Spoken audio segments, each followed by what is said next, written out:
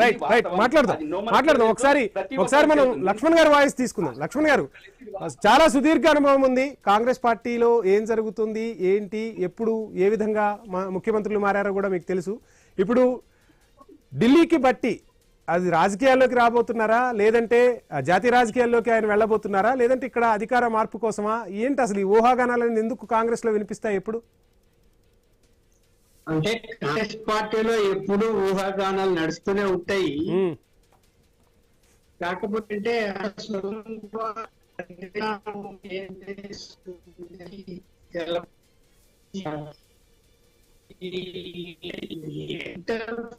లక్ష్మణ్ గారు, network issue ఉన్నట్టుంది, మీ voice రావట్లేదు, కట్ అవుతుంది.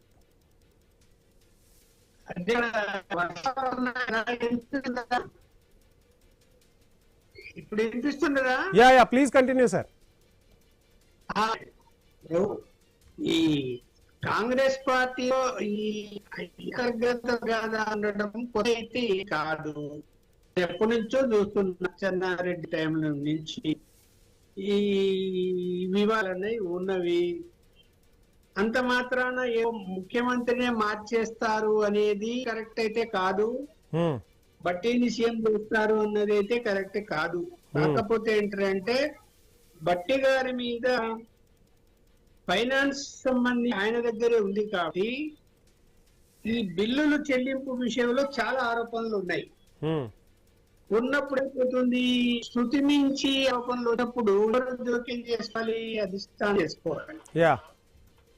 ఇక్కడ రేవంత్ రెడ్డి గారు బట్టి గారు సీట్లు కాబట్టి పార్టీలో అతన్ని పిలిచి మన్నించేటువంటి అవకాశాలు చేయలేడు కూడా ఆ పని. సో ఏం చేస్తాడు, వాదిస్తాడని తిట్టాడు. లేకపోతే ఇంకా ఇతరులు ఎమ్మెల్యేలు వీళ్ళు కూడా చెప్పవచ్చు. అవును, అప్పుడు పిలిచి ఇదిగో ఇలా ఉంది, ఇది సర్దుబాటు చేసుకోమని చెప్తారని. ప్రస్తుతం రేవంత్ రెడ్డిని పిలిచే అవకాశాలు చాలా తక్కువ.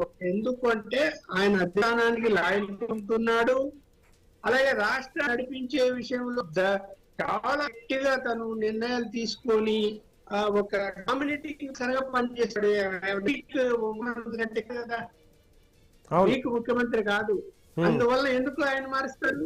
మార్చలేదు. నా అభిప్రాయం అది. ఒక ఇతర మిత్రుల అభిప్రాయాలు ఎలా ఉంటే అలా వచ్చే ఉంటాయి.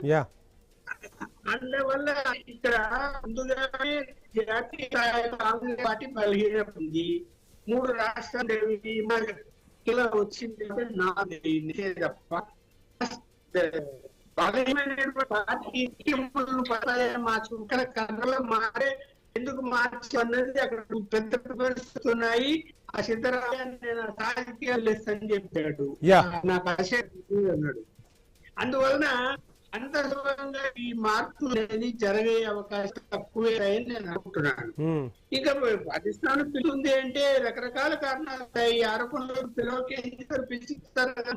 అవును, ఈవెన్ ముఖ్యమంత్రి గారి మీద వచ్చినా కూడా పిలుస్తారు, మాట్లాడతారు. ఇంటర్నల్ ఇలా వచ్చే సర్దుకు ఇలా ఉండండి అని చెప్పారు. అది బీజేపీ పార్టీ కూడా చేస్తుంది.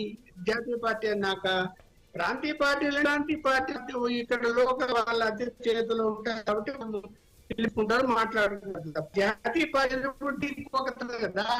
అవును, నాయకత్వం అంటది కదా, కేంద్ర నాయకత్వము. అందువల్ల చర్చించాలంటే కాదు. లక్ష్మణ్ గారు మాట్లాడదాం. ఎజెండాలో షార్ట్ బ్రేక్ తీసుకుందాం.